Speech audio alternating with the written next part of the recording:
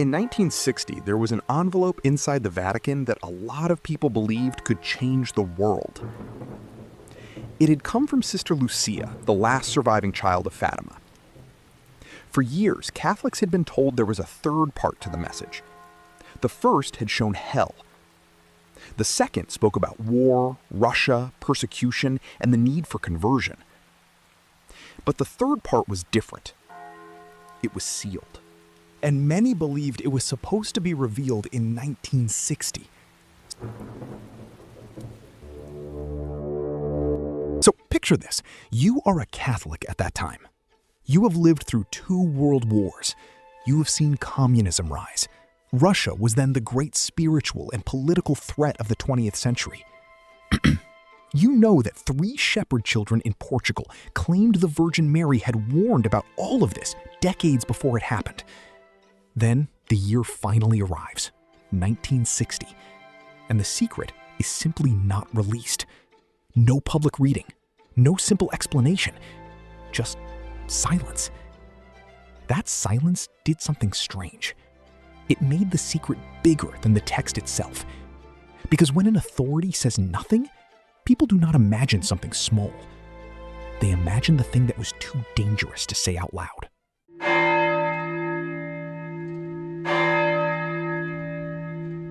And this was not happening in a calm century. The world had already seen trenches, gas, death camps, atomic bombs, Stalin, the Cold War, and the possibility that one bad decision could turn entire cities into ash. So when Catholics heard that the Third Secret was being kept back, they did not think, well, it is probably a symbolic meditation on suffering. They thought something was inside that envelope. For years, theories grew around that silence. Some said the secret was about an upcoming nuclear war. Some, it was about the assassination of a pope. And the longer the Vatican waited, the more the secret stopped being only a text from Sister Lucia and became almost a character of its own. Then, in the year 2000, the Vatican finally released it.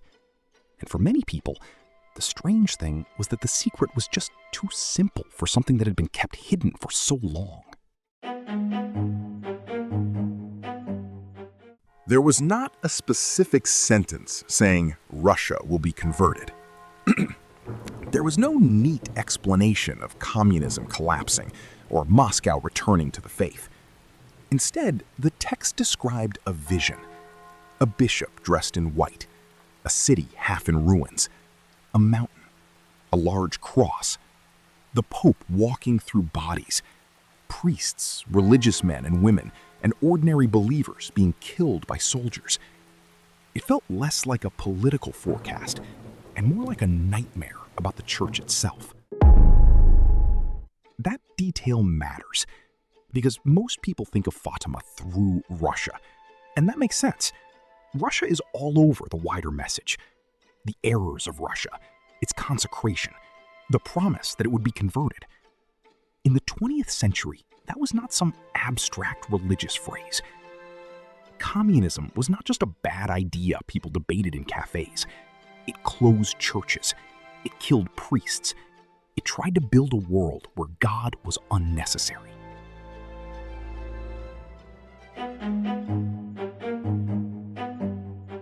So yes, Russia was part of the warning, but if the Third Secret was only about Russia, then something feels off.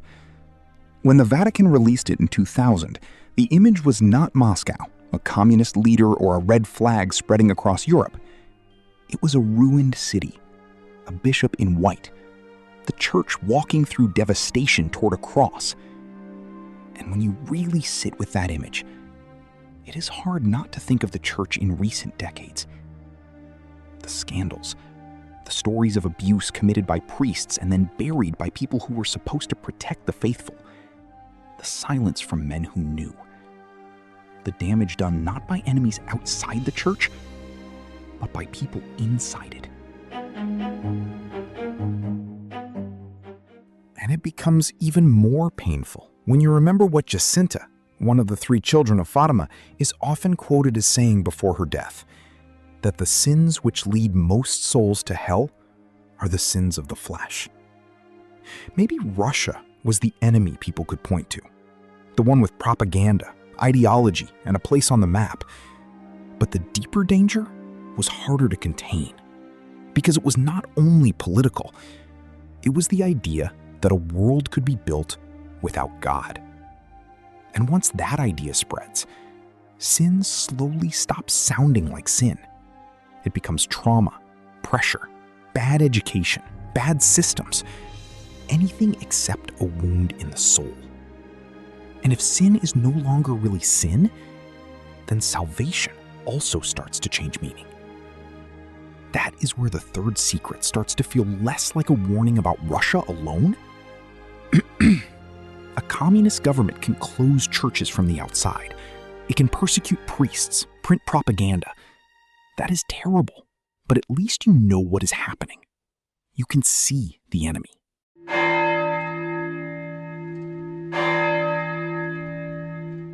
This is different.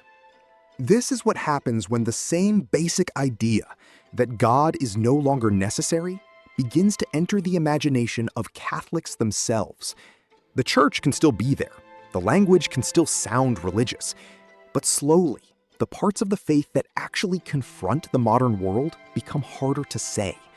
Hell, penance, judgment, conversion, the need to be saved begin to sound almost too heavy for the modern room. And that is why apostasy matters here. Not because the released text hands you that word. It does not. The vision is not that neat. It shows something more uncomfortable. The church wounded, the Pope walking through ruin, the faithful being pulled toward the cross.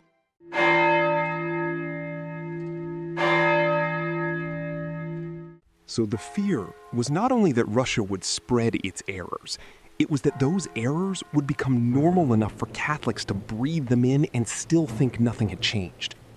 That is when a warning stops being about a country. It becomes about Catholicism itself. Fatima began with children seeing hell, and it ends with the church walking through ruin toward the cross. That is not a soft image. It is not a comfortable image, but it is clear.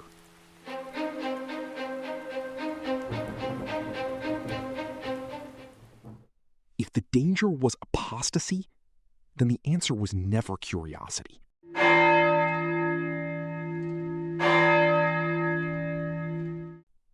It was always about how religion can end up destroying the faith it was supposed to protect. And that may be the part of the secret people least wanted to hear.